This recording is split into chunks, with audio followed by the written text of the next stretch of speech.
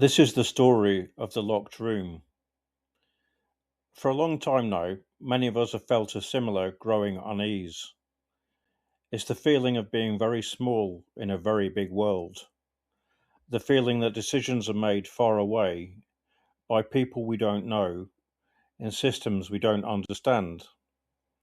The feeling we can do little or nothing about the things that go wrong. This feeling has many names: fear, anger, anxiety. But underneath them all is one deeper feeling: the feeling that I don't really matter. When many people feel this way at the same time, something strange happens. We turn to each other, we cling to labels, we fight over identity, belief, nation, race, or tribe. It feels like strength, but it's really just pain looking for somewhere to go. Imagine humanity is living in a large house. For a long time, the house seemed to work. There was growth, comfort, and progress. But over time, the house became crowded, noisy, and damaged. Now many people find themselves locked in small rooms inside the house. The locked room is a simple analogy. The room feels isolated.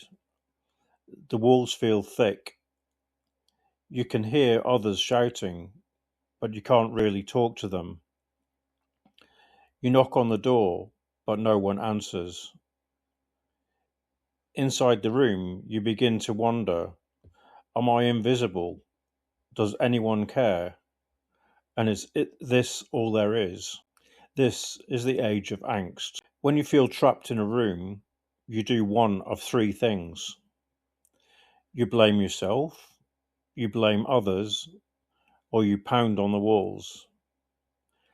Pounding the walls feels powerful, but it doesn't open the door. When whole societies start pounding walls, online, in politics, in the street, it feels like conflict. But it's really just millions of people trying to prove, often to themselves, that they still exist. Here's the part that we forgot: the door was never locked. It was just heavy. And heavy doors are not opened by one person pushing alone. They're opened when people push together. But before they can push together, something else has to happen. We have to remember who we are. Dignity really matters. Dignity's a simple idea. It means my life has worth, your life has worth, and the world that keeps us alive has worth. Dignity's not something you earn, it's something you recognize, first in yourself, then in others. And here's the important part: your dignity and my dignity are connected. When you are humiliated, something in me shrinks. When I humiliate you, something in me breaks. Dignity's like clean air. You can't keep it to yourself. And if the air is poisoned for some, it's poisoned for all. A small shock changes everything. People often think that change begins with big moments, revolutions, speeches, or victories. But real change begins in a much smaller way. It begins when someone does one thing out of character. A quiet person speaks for once. An angry person listens for once. A powerful person admits uncertainty for once. And a fearful person acts anyway for once. Nothing dramatic happens, no applause, no instant transformation, but inside something shifts. You realize, I'm not as powerless as I thought. That is the shock, not of fear, but of discovery. Power is often misunderstood. We think power means winning, controlling, or defeating. But that kind of power always creates another fight later. There's another kind of power. It's the power that appears when people act from their values, treat others with dignity, and refuse to become what they oppose. This power doesn't shout, it changes the atmosphere, like warmth in a cold room, or like light slowly filling a dark space. This is power with, not power over. Identity matters. When people feel unseen, they wrap themselves in identity, nationality, religion, race, belief, or tribe.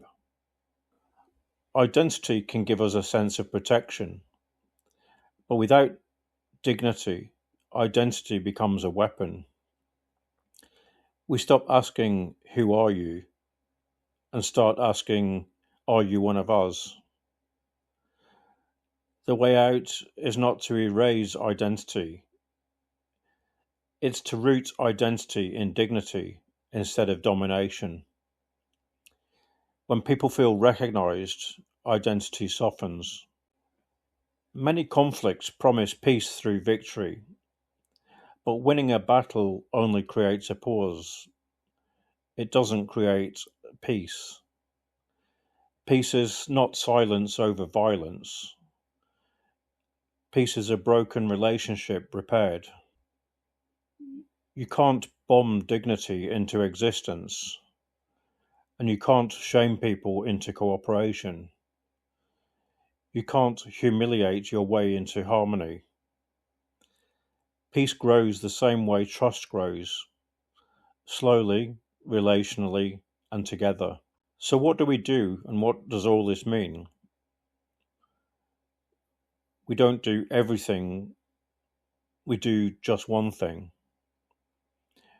Do one small act that's slightly more honest, more caring, or more courageous than your usual habit. Notice what happens to you, in you, between you and others, and in the room you are in. And share what you learn. This is how locked rooms become shared spaces. It's how isolation becomes agency. And it's how angst morphs into meaning. This story has no final chapter yet, but it has a direction. A world where people remember their worth, where they recognize the worth of others, and where rediscovering the power they already have collectively feels important.